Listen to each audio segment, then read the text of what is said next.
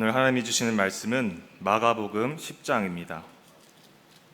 마가복음 10장 46절에서 52절까지 말씀입니다. 마가복음 10장 46절에서 52절까지의 말씀입니다. 한 절씩 읽고 마지막 절은 교독하도록 하겠습니다. 그들이 여리고에 이르렀더니 예수께서 제자들과 허다한 무리와 함께 여리고에서 나가실 때에 디메오의 아들인 맹인 거지 바디메오가 길가에 앉았다가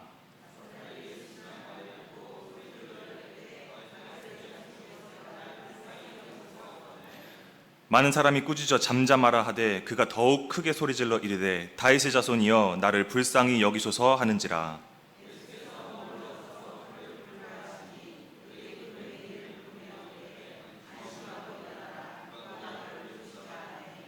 맹인이 겉옷을 내버리고 뛰어 일어나 예수께 나아오거늘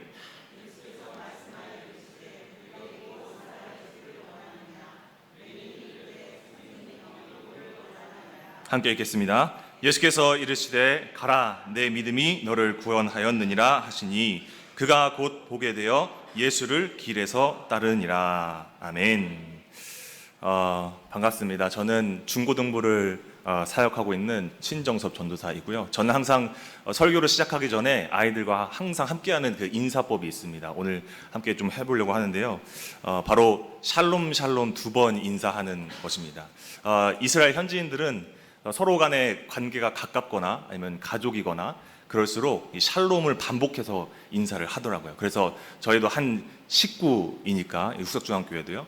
그래서 우리 옆 사람과 함께 인사할 때 샬롬 샬롬 2번 이렇게 인사하도록 하겠습니다. 인사합시다. 샬롬 샬롬. 네, 샬롬 샬롬. 네. 아이들에게 이제 제가 1년이 넘어가면서 이 샬롬 샬롬으로 인사하는 계속 이렇게 인사를 했었는데 처음에는 이제 얼굴도 서로 안 봐요, 아이들이요. 그러다가 이제 1년이 좀 넘어가니까 이제 얼굴은 이제 봐주더라고요. 너무 감사해서 그래, 그것만으로도 고맙다 하면서 계속 이렇게 인사를 하고 있습니다.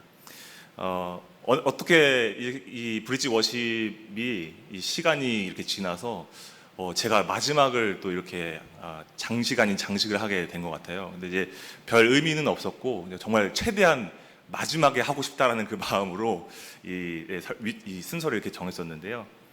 저는 이제 주제가 다음 세대여서 뭐 어떤 말씀을 전할까 항상 고민을 하다가 정말 다음 세대를 담당하고 있는 우리 선생님들을 위로하면서 동시에 다음 세대에 대한 어떤 그런 마음을 좀 심어주면 어떨까 이런 생각으로 오늘 본문 말씀을 좀 정했습니다.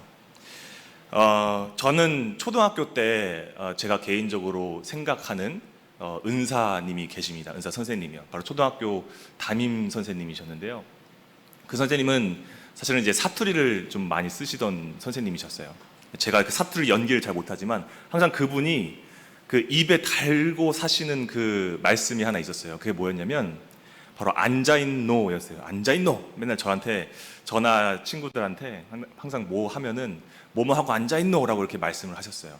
그래서 밥을 먹고 있으면 야 아직도 밥 먹고 앉아있냐? 막 이렇게 하시고 어디서 이제 놀이터에서 놀고 있으면 야 아직도 놀고 앉아있냐? 너 공부는 언제 할래? 이렇게 하시고 네, 그리고 나머지 공부를 제가 좀 많이 했었는데 나머지 공부가 너무 하기 싫어서 막 찡찡대면은 어이구 웃기고 앉아있노 이러면서 그렇게 혼을 냈었던 그런 적이 있었습니다. 그래도 초등학교 때니까 저는 나름 이제 순수했던 그 마음이 좀 있었습니다. 그래서 그 순수한 마음에 궁금증이 하나가 생겼어요. 그게 뭐였냐면 왜 선생님께서는 항상 그 말씀을 마치실 때 뒤에 앉아있네라는 그런 표현을 하실까? 그게 너무 궁금하더라고요. 그래서 담임 선생님께 여쭤봤어요. 선생님 왜 이렇게 말씀하실 때 끝나실 때 항상 앉아있네 왜 그렇게 말씀을 하세요? 그랬더니 선생님께서 갑자기 극대노를 하시면 급발진을 하시는 거예요. 그러면서 임마 네가 그렇게 맨날 말도 안 듣고 앉아있고 맨날 그렇게 질질 끌고 앉아있고 그러니까 내가 앉아있노 하는 기라 막 이렇게 막 하시더라고요. 그 순수한 마음에 저는 어떤 그 앉아있네라는 그 표현이 한 문장을 완성시키는 어떤 연결어미라고 생각을 하고 스승의 날 그때 스승의 날 때 선생님께 이 편지에 제가 이렇게 적었습니다. 선생님 항상 저희를 가르쳐 주셔서 감사합니다. 앞으로도 늘 건강하고 앉아 계십시오 라고 이렇게 말씀을 드렸습니다. 그리고 저희를 잘 가르쳐주고 계십시오, 앉아 계십시오 이렇게 썼다가 저의 책상이 복도로 이렇게 옮겨지는 그런 놀라운 은혜를 경험을 한 적이 있었습니다. 먼저 잘 이해를 제대로 해야 적용도 잘 할 수 있다라는 것을 배울 수 있는 그런 귀한 시간이었습니다. 우리 옆 사람과 함께 인사하겠습니다. 먼저 잘 이해합시다. 네, 감사합니다. 오늘 이 말씀을 드리는 이유가 사실 오늘 설교 제목과 그리고 오늘 여러분과 함께 나눌 이 말씀 속에 메시지와도 연관이 되어 있습니다. 제가 너무 설교 제목을 어렵게 잡았나라는 생각을 좀 했었어요. 에카데토 하지 않는 세대. 예수님께서 여리고에 앉아 계셨을 때 바디메오가 길가에 앉아 있었다라고 오늘 본문 말씀은 시작을 합니다. 저는 오늘 본문 말씀을 읽으면서 바디메오가 길가에 앉았다라는 것을 기록한 이유가 궁금했습니다. 어떤 앉았다라는 어떤 행위 자체 때문이 아니라요, 앉았다라는 이 표현법 때문이었습니다. 이 표현법은, 이 앉았다라는 것은 오늘 설교 제목이기도 한 에카데토라는 헬라어 단어입니다.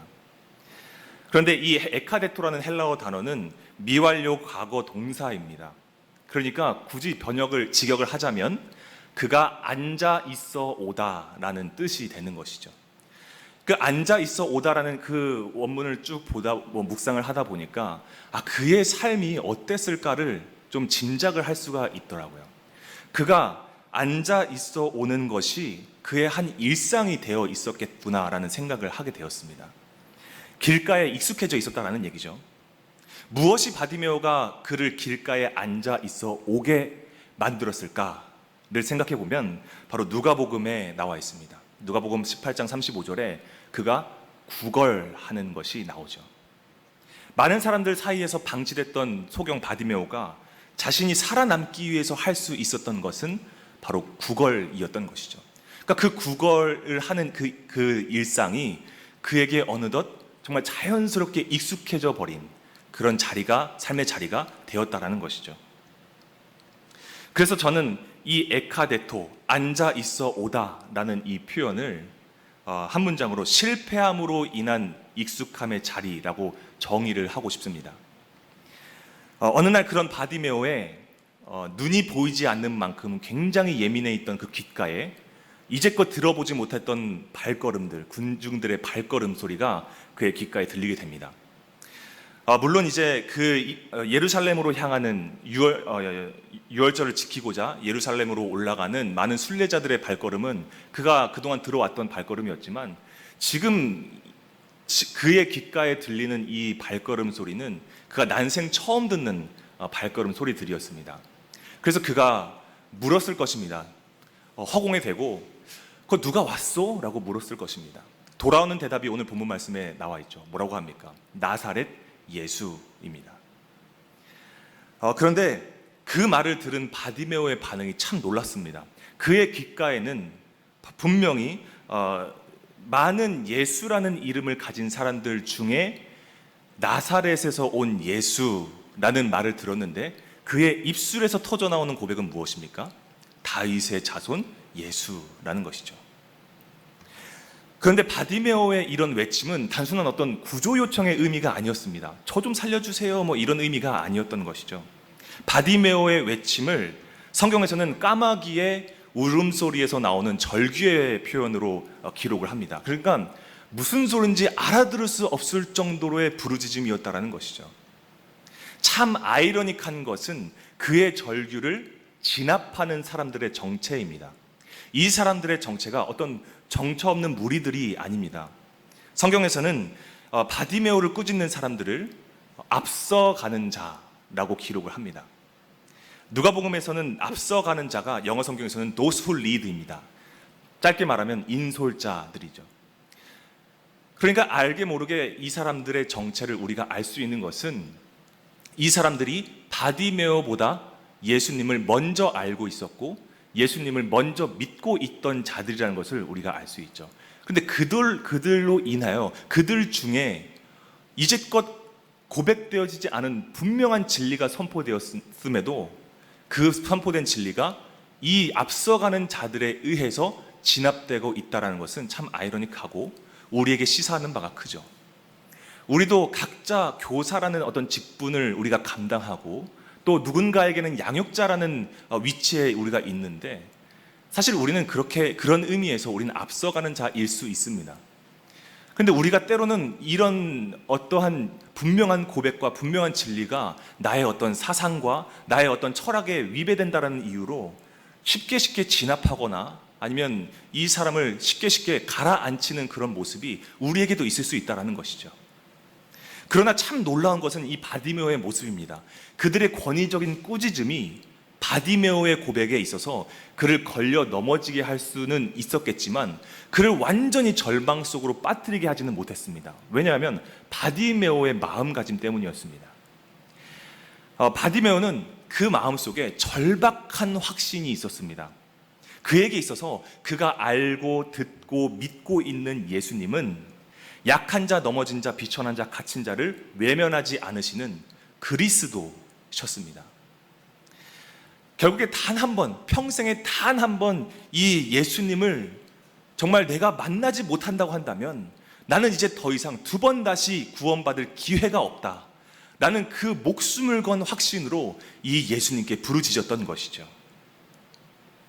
그래서 그의 부르짖음이 예수님이 그의 앞에 멈춰 서게 되는, 머물러 서심이 되게 하는 놀라운 능력이 되는 것을 우리가 보게 됩니다. 참 제 마음이 울컥해지는 장면은 예수님께서 무엇을 해주길 바라느냐라는 그 질문에 대한 바디메오의 대답이었습니다. 바디메오가 이렇게 대답하죠. 선생님이여, 보기를 원하나이다 라고 얘기하죠. 그런데 여러분, 바디메오의 이 고백은 이렇게 딱 떨어지는 깔끔한 대답이 아니었습니다. 바디메오의 이 말을 원어로 보면 원하나이다 라는 문장을 완성시키는 거기에 해당하는 동사가 생략되어 있습니다. 그러니까 굳이 직역을 하자면 선생님 그리고 보기를 이렇게 기록이 되는 것이죠. 그러니까 여러분, 여기서 바디메오의 이 심적 상태와 이 감정이 조금 느껴지지 않으십니까? 이 사람에게 바디메오는 지금 기본적인 문법을 맞출 정도로의 어떤 최소한의 여유조차 없는 상태인 것이죠. 그렇게 그의 마음속에는 오로지 눈을 뜨는 것, 그리고 눈을 뜨게 하시는 분, 이 두 가지밖에 이 마음속에 가득 차 있었다라는 것이죠. 그래서 그가 사람 취급받지 못했던 이 바디메오가 사람이라는 그 징표를 위해서라도 손에 꽉 쥐고 있었어야 했던 이 겉옷을 벗어 던지면서 예수님 앞으로 뛰쳐나와서 주여 보기를 하면서 예수님께 절박하게 부르짖었다는 그런 모습을 우리가 보게 됩니다. 놀라운 사실은 이렇게 더듬거리면서 말할 정도로 다급하고 긴급하고 또 간절했던 이 바디메오의 입술에서 다윗의 자손 예수라는 이 고백이 또박또박 흘러나왔다는 것입니다. 이 사실은 저로 하여금 나는 언제 예수님을 내 앞에 멈춰 서게 할 만큼, 내 안에 머물러 서시게 할 만큼 그렇게 예수님께 뜨겁게 부르짖었었나, 언제 그렇게 내가 예수님을 향하여 정말 예수님의 이름을 그렇게 간절하게 부르짖었었나 하는 되돌아봄이 있게 하였습니다. 그러면서 제가 전도사 사역을 하면서 정말 기억에 남는 한 사건이 생각이 났습니다. 제가 중고등부 수련회를 하면서 전에 있던 곳에서 이 마지막 수련회 둘째 날 이 기도회 집회가 끝나고 나서 한 아이가 저에게 상담을 요청하더라고요. 근데 그 상담을 요청한 아이가 굉장히 평소에는 정말 밝은 아이였어요. 정말 해맑은 친구였고 정말 뭐만 하면 웃는 친구였었거든요. 그래서 그 친구와도 평소에도 장난을 많이 쳤기 때문에 이 친구가 상담을 요청한다는 것이 이거 좀 뭔가 또 이상한 소리 하려고 하나? 약간 그런 느낌을 좀 받았었어요. 그래서 일단 알겠다라고 하고 야식을 먹은 후에 새벽 1시경부터 이 아이와 그리고 이 아이의 10년지기 친구를 데리고 이 세 명이서 이렇게 앉아서 이야기를 시작을 했어요. 근데 이 아이의 첫 마디가 뭐였냐면, 전사님, 저요 눈물이 안 나요 라는 말이었어요. 그러니까 처음에 이 말을 들었을 때는 얘가 또 무슨 중2병 같은 소리를 하려고 또 이러나 이런 생각이 좀 들더라고요. 그런데 이 친구가 이 날에 기도회 집회를 끝나고 나서 나오면서 저에게 한 말이 있었어요. 뭐라고 얘기했냐면, 전사님, 저요 은혜라는 게 뭔지 조금 알 것 같아요 라는 말을 했어요. 그리고 그 전년도 수련회에서는, 전사님, 제가 예수님을 믿어야 될 것 같다라는 생각을 들었어요 라는 말을 하더라고요. 그러니까 여기 계신 선생님들도 마찬가지시고 성도님들도 마찬가지겠지만, 한 번쯤 어떤 멘트를 들었을 때 그 발동되는 레이더가 있어요. 레이더가 발동되는 그 포인트가 있습니다. 그러니까 이 친구가 그런 말을 해온 것들을 제가 데이터로 가지고 있는데, 눈물이 안 나요 라는 그 말을 들었을 때는 그거는 심상치 않은 거죠. 그래서 그 아이의 얘기를 계속 들었습니다. 이야기를 듣는데 정말 가슴이 먹먹해지는 이야기예요. 이 아이가 초등학교 때부터 부모님이 이제 이혼을 하셨어요. 부모님이 이혼을 하시고 별거를 하시고 고등학교 1학년 때 정식 이혼을 하면서 이 아이가 완전히 충격에 빠진 거예요. 겉모습과 다르게 완전히 이 친구가 멘탈이 나가서 매일같이 방에 들어가서 문 걸어 잠그고 매일같이 울고 막 그러는 거예요. 그러니까 자신이 이제부터 편부모 가정, 한부모 가정이라는 그게 너무 이 아이에게 상처가 됐던 것이죠. 근데 그럴 수밖에 없었겠다라는 생각이 드는 게 사실은 어머님의 영향이에요. 어머님이 이 친구에게 매일 뭔가 감정이 틀어지거나 아니면 뭐가 있을 때마다 이 친구에게 매일같이 하는 말씀이 뭐였냐면, 내가 너를 낳은 게 후회된다. 내가 너 낳은 게 후회된다. 내가 너 안 낳았으면 내가 자유로웠을 거다. 그러니까 이런 말을 초등학교 때부터 들었던 거예요. 그러니까 이 친구가 이제 그 방에 옷을 거는 그런 고리들 이런 걸 보면서 저기에 줄을 달아서 내 목을 매달면 편하겠지. 아무도 내 편이 없으니까. 이게 당시 중학생 아이의 생각이었어요. 그렇게 한 5, 6년을 보내고 난고 그 고등학교 1학년 해에 저를 만난 것이죠. 그래서 그 이야기를 듣고 나니까 이 친구가 왜 그렇게 틈만 나면 이렇게 저 교회 근처에서 이렇게 담배 피고 술 마시고 PC방에서 밤새도록 있고 그러다 밤늦게 집에 들어가고 그런 것들이 이해가 되는 거예요. 세상 사람들이 봤을 때, 다른 사람들이 봤을 때는 그 아이가 문제하고 정말 답 없는 친구라고 여겨질지 모르겠지만 그 아이의 속사정까지 다 이렇게 들은 입장으로서는 그 아이가 그럴 수밖에 없는 거예요. 그래서 그 친구에게 얘기했습니다. 그래서 너가 그렇게 담배 피고 또 그렇게 돈을 꿔서라도 PC방에 가고 밤늦게 편의점에 있다가 노상에 앉아 있다가 집에 들어가고 그러게 어떤 너의 한 일상처럼 된 거구나 라고 얘기를 하니까 이 친구가 조금 눈시울이 붉어지는 거예요. 이 친구에게 가장 필요한 거는 위로였습니다. 그래서 제가 이 친구에게 이렇게 얘기했어요. 야, 걱정하지 마. 너가 잘못된 게 아니야. 각자가 정말 어떠한 그 문제들을 막 피하고 싶어서 회피하는 수단들이 각자마다 다 있어. 그건 모양만 다르지 어른들도 똑같아. 야, 나는 주일 사역 끝나면 맨날 투썸 플레이스 가서 치즈케이크 먹어. 그게 내 나름대로 어떤 스트레스를 해소하고 뭔가 그런 힐링하는 포인트야. 그러니까 너는 지금 굉장히 어른스러운 거야. 이런 얘기를 하면서 사실은 바로 복음 얘기를 하고 싶었어요. 왜냐면 수련회 둘째 날이고 좀 피곤해서 빨리 그 마음, 이 자리를 좀 파하고 싶다라는 마음도 조금은 있었습니다. 그런데 마음속에서 계속 잠깐이라는 그 마음이 계속 들더라고요. 그러니까 지금 복음 얘기를 한다고 해서 이 친구에게 절대로 들리지 않을 거라는 생각이 들면서 기다리라라는 마음이 들더라고요. 그래서 계속 기다렸습니다. 근데 기다리다 보니까 이 친구가 자기 마음속에 있는 그 깊은 얘기를 다 꺼내는 거예요. 새벽 3시 반까지. 그러니까 옆에 있던 10년지기 친구가 놀라는 거예요. 자기도 처음 듣거든요. 그러니까 자기가 처음 듣는 얘기, 저한테 처음 하는 얘기들이었던 거예요. 이 친구가 그런 얘기를 하더라고요. 수련회 마지막 기도회가 끝나고 나서 제가요 전사님한테요 제 이야기를요 꼭 해야겠다는 생각이 들었어요. 라는 말을 하는 거예요. 그러니까 뭔가 여러분들 좀 기대하는 그런 표정과 뭔가 은혜 받을 준비를 하는 표정을 지금 하고 계신데, 저의 입장에서도 좀 생각해 주셔야 됩니다. 수련회 2박 3일의 일정을 모두 마치고 고난이 노고하고 피곤한 그 상태에서 제가 이 이야기를 꼭 전사님한테 해야겠습니다, 이런 말을 들으면 사실 사역자는 약간 조금 부담스러움이 있습니다. 근데 정말 그 마음속에 저도 좀 연약함을 좀 고백하는 것이, 그때부터 제가 기도를 하는 거예요. 그러니까 뭔가 레이더망이 딱 움직이고 포착이 됐을 그 시점부터 제가 기도를 했었어야 됐는데, 뭔가 저에게 직접적인 어떤 부담감이 다가오니까 그때부터 기도하는 거예요. 하나님 잠깐만요, 제가 어떻게 해야 되죠? 제가 무슨 말을 해요? 하나님 저한테 지혜를 좀 주세요. 이렇게 기도하면서 이 아이의 말을 계속 듣고 있었습니다. 이야기가 중후반으로 흘러가들 쯤에 이 친구가 날숨 섞인 말 한마디를 하더라고요. 차라리 저랑 똑같은 상황을 경험한 사람이, 아니 저랑 또 다른 제가 제 앞에 있었으면 좋겠어요. 그럼 적어도 제 마음 상태가 어떤 상태인지 잘 알 거 아니에요. 이런 말을 하더라고요. 그때 제가 입이 트였어요. 궁우야, 이름이 우입니다. 남궁우, 외자예요.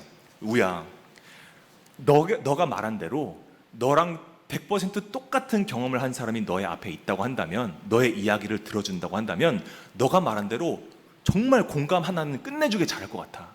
정말 이야기를 잘 들어줄 것 같아.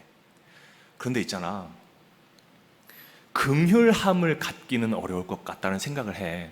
긍휼함이라는 것은 어떤 정말 뭐 동정 이런 게 아니라, 너의 그 아픈 상처를 내 일같이 정말 고통스러워하는 것뿐만이 아니라 너를 실질적으로 도와줄 수 있는 능력을 가진 상태야. 근데 그 사람이 너의 말을 들어줬을 때 너의 이야기를 정말 잘 들어줄 수는 있겠지만 너를 품어주지는 못할 것 같다는 생각을 해. 왜냐하면 첫 번째로 그 사람도 너랑 똑같은 상황을 겪었기 때문이야. 너의 말에 공감은 하겠지만 너를 수용할 수 있을지는 정말 난 그럴 수 없을 거라고 생각해. 너를 도와주기는 힘들 거라고 생각해. 왜냐면 그 사람 자기 코가 석자일 것 같은데. 두 번째는 그 사람도 너랑 똑같은 사람이기 때문이야. 근데 그거 아니? 그래서 내가 예수님을 믿는 이유야. 이랬더니 이 친구가 잠잠하게 고개를 끄덕이더라고요. 그래서 제가 이때 바디메오의 이야기를 했어요. 정말 포기되어진 모든 사람들이 손을 놓고 모든 것이 다 절망밖에 없던 그 상태에, 그 삶에 익숙해져 있던 바디메오가 왜 예수님이 나타났을 때 갑자기 그렇게 뛰쳐나가서 예수님 앞에 부르짖었을까? 왜 그랬을까? 그 예수님 속에 답이 있다라고 생각했기 때문이었다. 너가 나한테 얘기했던 은혜라는 게 뭔지 조금 알 것 같다라는, 예수님을 믿어야 될 것 같다는 생각이 들었다는 것, 그것은 너 혼자서 생각한 것은 아니라고 난 생각해. 정말 그 안에, 너가 생각하는 그 은혜 안에 예수님이 가까이 계시다라는 것을 알기 때문에 너가 그런 생각이 들었다고 생각해. 바디메오도 마찬가지야. 바디메오도 예수님이 가까이 계신다는 사실을 인지하기 시작했을 때 예수님을 향해서 다윗의 자손 예수여 나를 도와주소서라고 그렇게 부르짖었어. 그러면서 제 삶의 이야기도 좀 했었어요. 나도 너의 그 청소년 때에 내가 뭘 어떻게 살아야 될지 몰랐을 때가 있었다. 내 인생에 답이 없다고 생각했었고 방향이 없었다고 생각했었어. 그냥 세상이 주는 즐거움에 순응하고 거기에 그냥 내가 맞춰서 살았던 그런 인생을 살다가 어느 순간에 예수님께서 나와 함께 하신다는 사실을 인지했을 때 내가 예수님께 뜨겁게 부르짖었다. 그때 예수님이 나를 만나 주셨던 적이 있었어. 그렇게 만약에 그래서 나는 너가 오늘 나한테 상담을 요청한 것도, 너가 나에게 그런 신앙적인 이야기를 했던 것도 너가 한 것 같겠지만 사실은 나도 그렇지만 내가 한 것이 아니라 내가 그렇게 고백하게끔 예수님께서 하셨다라는 것을 나는 경험했었어. 너도 마찬가지라고 난 생각해. 만약에 내가 아무 문제 없는 삶을 살고 내가 돈이 많고 번듯한 직장에 막 적절한 신앙심을 갖고 정말 아무런 문제 없는 가정 가운데서 내가 살았다고 한다면 내가 이 사역의 길을 가지 않았을 것이고 글쎄 나는 예수님을 안 찾았을 것 같은데? 이랬더니 이 친구도 자기도 그랬을 것 같대요. 그러니까 이 친구도 자기가 어떻게 기도해야 될지는 모르겠어서 그냥 막 부르짖었던 거예요. 그 기도의 시간에 예수님 나 좀 어떻게 좀 해주세요. 나 이렇게 좀 두지 마세요. 막 이렇게 하면서 예수님께 그렇게 부르짖었다고 하더라고요. 그래서 제가 잘했다. 정말 너의 안에 그런 바디메오와 같은 그런 절절함이, 예수님을 찾는 그런 절실함이 있다고 한다면 너가 집에 돌아가서 다시 입에 담배를 무는 그 순간에도, 너가 PC방에서 게임을 켜는 그 순간에도, 너가 정말 엄마가 너무 싫어서 막 방문을 얼른 후다닥 들어가서 방문을 걸어 잠그는 그 순간에도 예수님은 너 만나 주실 거야. 그러니까 그때까지 궁우야 나하고 같이 가자, 이렇게 얘기를 했습니다. 근데 이 친구가 가만히 한참을 있다가 이렇게 얘기하는 거예요. 전사님, 저 지금 마음이 너무 편해요. 그러니까 그제서야 이 친구가 정말 찐으로 밝은 그 표정을, 그러니까 배시시 웃는 그 미소를 보는데 눈물이 날 것 같더라고요.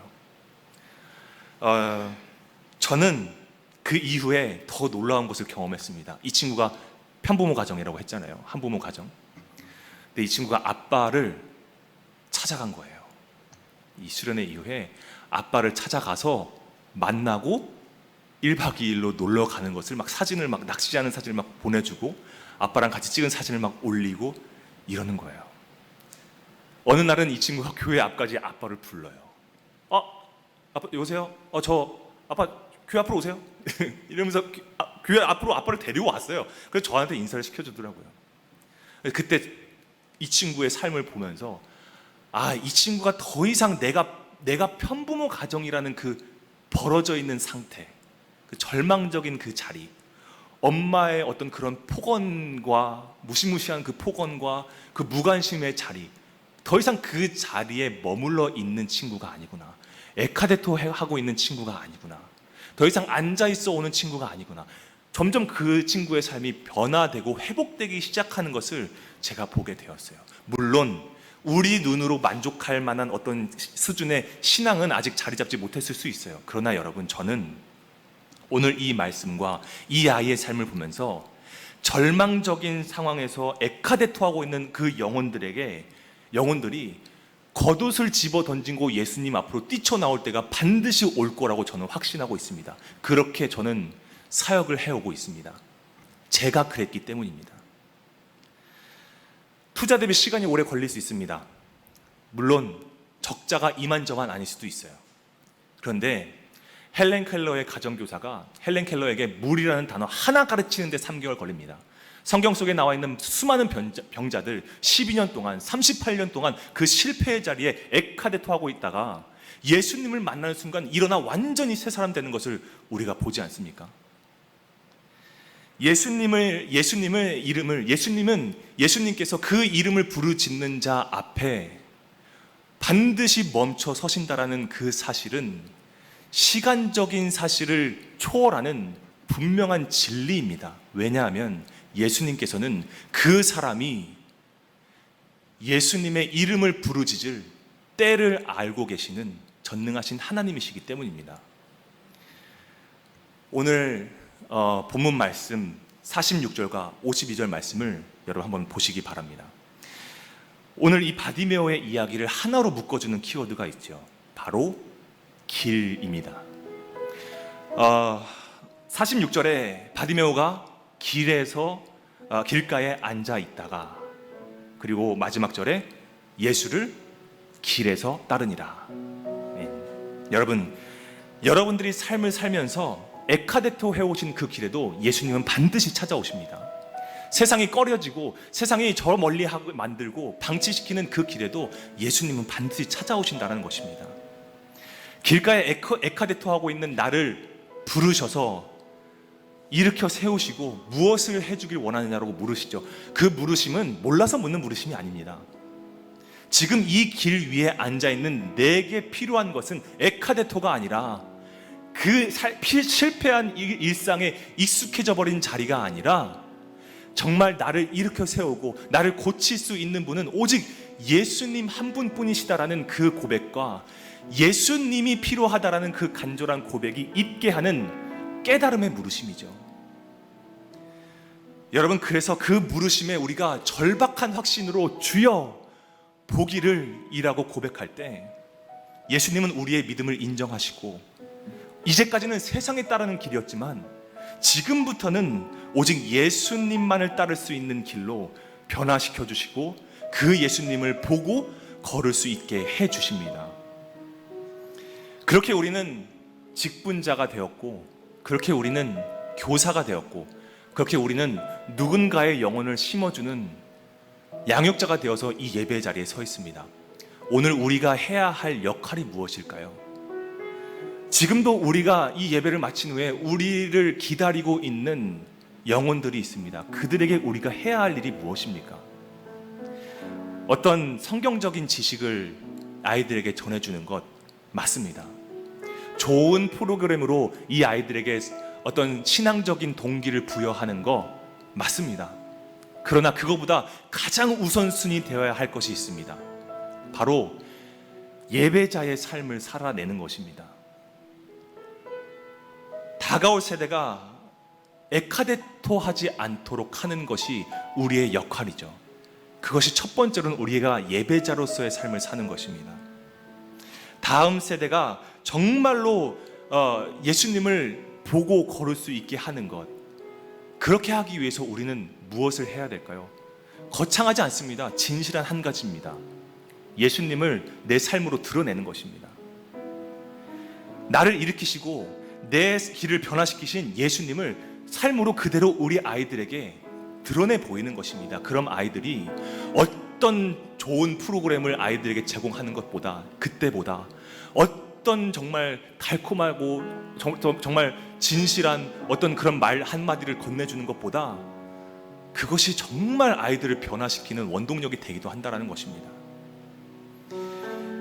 정말 그러기 위해서 우리가 해야 되는 것은 또 무엇일까요? 인위적으로 우리가 뭔가를 잘 하려고 노력하는 것일까요? 그렇지 않습니다. 그렇기에는 예수님의 은혜가 너무 방대하죠. 다 담을 수가 없습니다.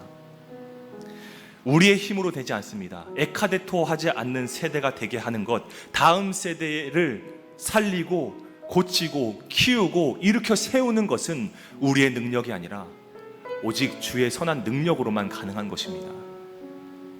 우리가 이 시간에 그 모든 우리의 영혼을 맡겨 올려드리는 그 주님을 바라보며 주님을 의지하는 마음으로 우리가 함께 이 찬양을 고백했으면 좋겠습니다.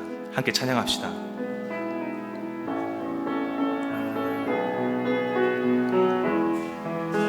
주 선한 능력으로, 주 선한 능력으로 안으시네.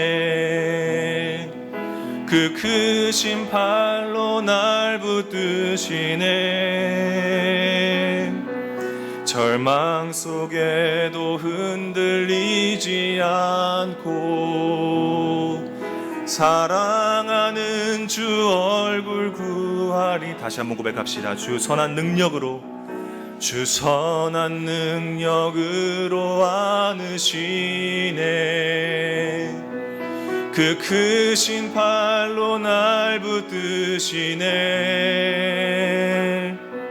절망 속에도 흔들리지 않고 사랑하는 주 얼굴 구하리. 선한 능력으로, 선한 능력으로 일어서리. 주만이 지하리. 믿음으로 우리 고대 안에 주 오실 그날 영광의 새날을 맞이. 이전의 괴로움 날에 워싸고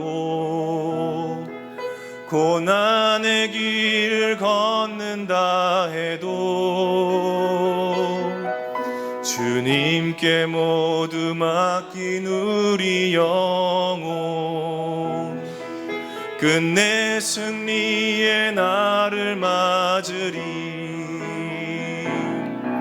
선한 능력으로 일어서리. 주만 의지하리. 믿음으로 우리 고대 안에 주 오실 그날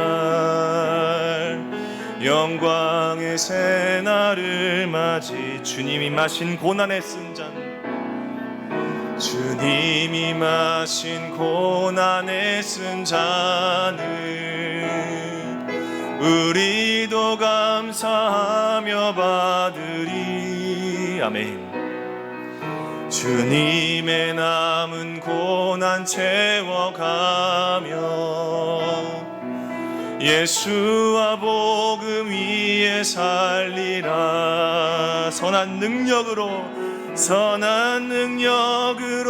일어서리. 주만 의지하리. 믿음으로 우리 고대 안에 주 오실 그날 영광의 새날을 맞이하리. 선한 능력으로 일어서리. 아멘. 주만 의지하리. 믿음으로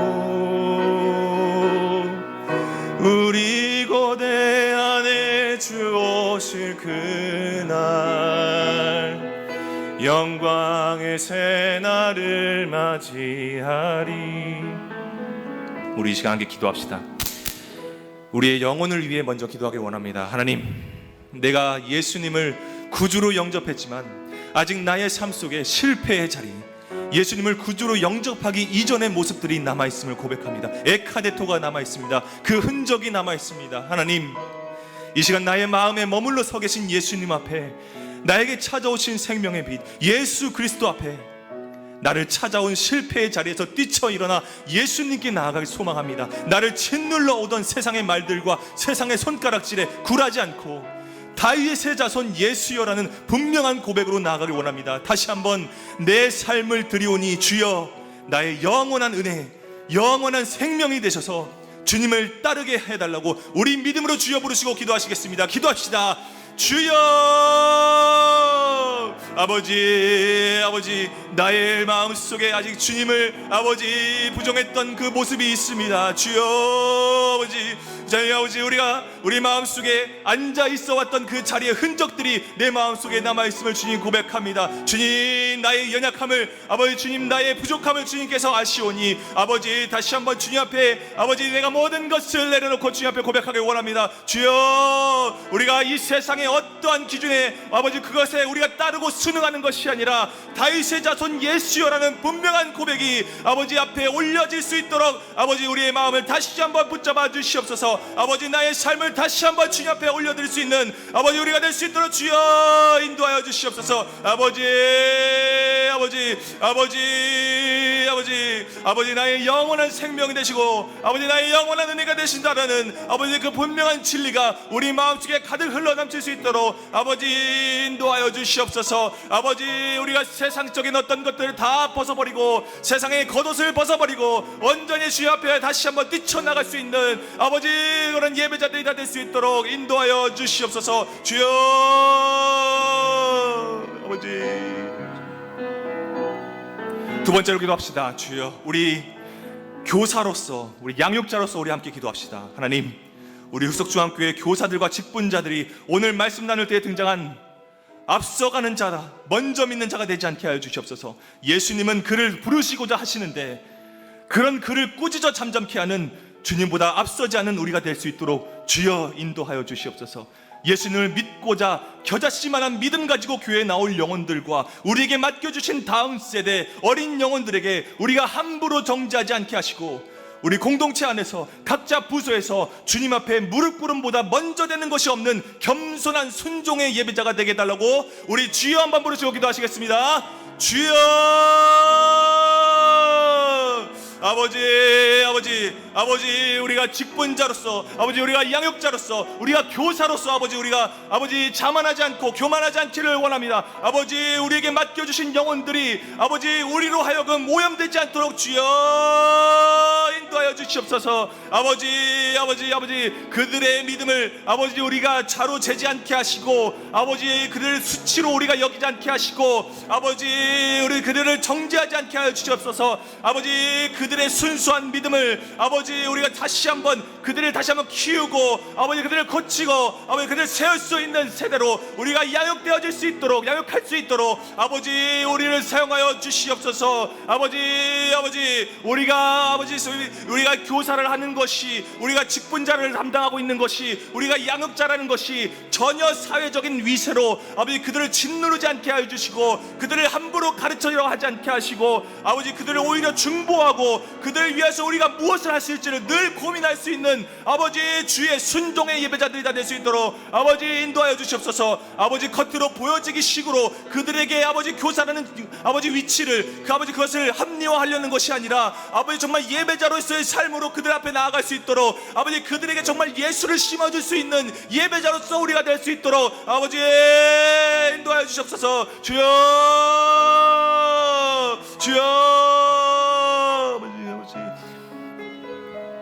마지막으로 기도하겠습니다.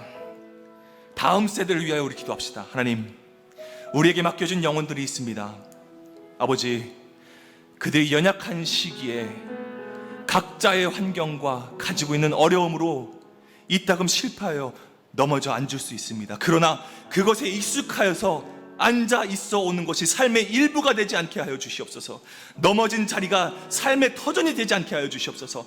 다음 세대를 위하여 우리를 주님의 종으로 세우셨사오니 우리를 사용하셔서 우리에게 보내신 이 다음 세대가 에카데토하지 않는 세대, 주저앉아 있어 오지 않는 세대, 주님을 따르는 세대, 넘어짐이 오히려 주님의 이름을 부르짖는 능력이 되게 하는 세대, 주님의 기쁨이 자신의 기쁨이 되는 세대가 되게 해달라고 우리 마지막으로 주여 이름 한 번 외치시고 우리 기도하며 나가시겠습니다. 주여, 주여,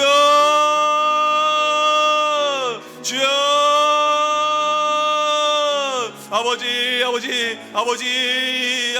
아버지 이 교회와 이 세상과 이 세계를 이끌 다음 세대가 있습니다. 우리에게 맡겨주신 영혼들이 있습니다.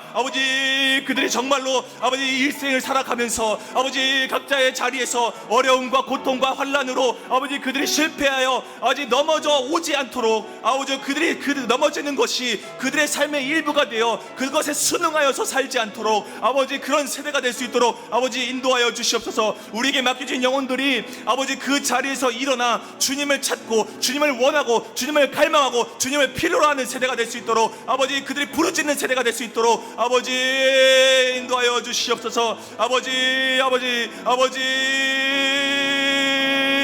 주여, 주여.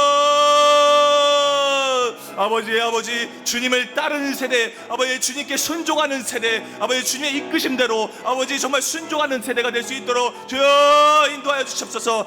넘어진 자리에서 바로 예수님을 찾을 수 있는, 그 자리에서 예수님을 찾을 수 있는 주님의 이름을 당당하게 외칠 수 있는 그런 예배자들과 그런 주님 한 사람 한 사람 한 영혼들이 될 수 있도록 인도하여 주시옵소서. 주여, 그들 가운데 넘어짐이 있습니까? 그들 가운데 연약함이 있습니까? 그들 가운데 예수님을 생각하지 못하게 만드는 여러 가지 악한 것들이 있습니까? 다 제하여 주시옵소서. 주님께서 찾아가 주셔서 그들을 어루만져 주셔서 정말 다시 한번 일어나 주님의 제자로서, 주님의 백성으로서, 주님의 군사로서 이 세상을 이기고 나갈 수 있는 주님의 자녀들 될 수 있도록 주여 인도하여 주시옵소서. 주님.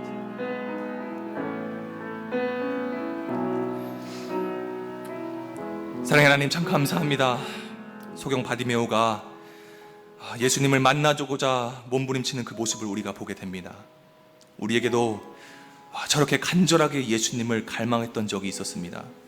그러나 세상의 흐름에 우리가 어느덧 저만치 예수님과 거리를 두고 그곳에 익숙하게 앉아 있어 오지는 않았는지요. 하나님, 우리가 이 시간 기도했던 것처럼 다시 한번 생명의 빛이신 예수님을 보기를 소망합니다.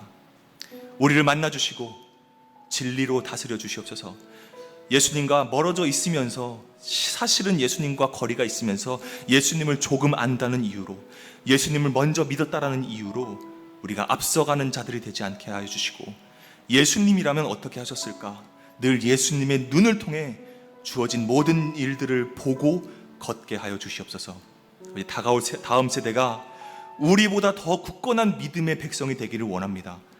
우리가 다음 세대였을 때 나와 함께 하셨던 그때의 그 예수님을 그들도 그 시기에 경험하게 하시고, 다음 세대를 살리고 고치고 키우고 세우는 착한 교사, 착한 직분자, 착한 양육자들이 다 되게 하여 주시옵소서. 아버지의 사랑과 은혜가 우리를 통해 다음 세대에 흘러가게 하여 주시옵소서. 그래서 그 다음 세대의 그 다음 세대와 또 그 다음 세대까지 은혜의 강물이 흐르게 하여 주시옵소서. 그날에 주님 앞에 우리의 믿음을 인정받아 칭찬받는 우리 흑석중앙교회 공동체가 되게 하여 주시옵소서. 우리의 삶 가운데 머물러 서 계시는 예수님의 이름으로 기도합니다. 아멘.